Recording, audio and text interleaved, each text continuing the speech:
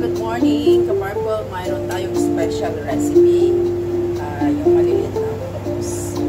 So, iluluto ko lang siya. Very simple sa pesto sauce. So, let's do this, ka-Purple. Una, mayroon na akong mantika. Mainit na yan. Then, ayan.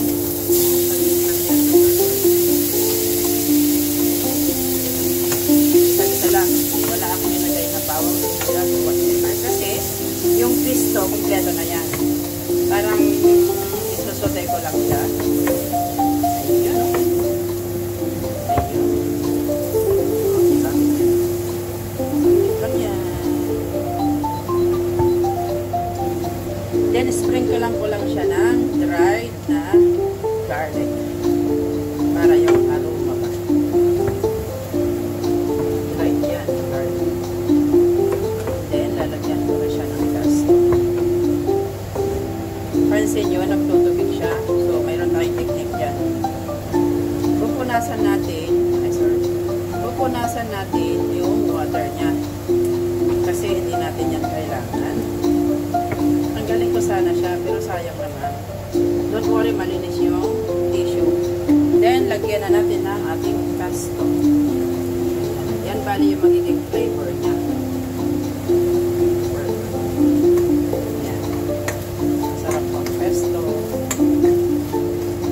Sa mga pasta. Pero this time, sa seafood siya. O, diba? Yan lang yung pinaka-flavor niya. Hindi ako naglagay ng asin or what. So, yan lang siya. Simple. As simple as that. Pero dapat, nung sinutay nyo saglit yung octopus, tanggalin nyo yung water niya. Kaya yung ginawa ko, tinanggal ko. And then, yung pesto na yung pinaka-flavor niya.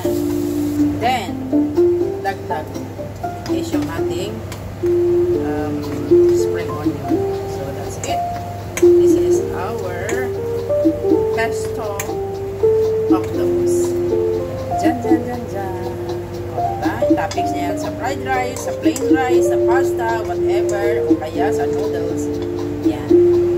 O kaya, soakin yan for us sa stick.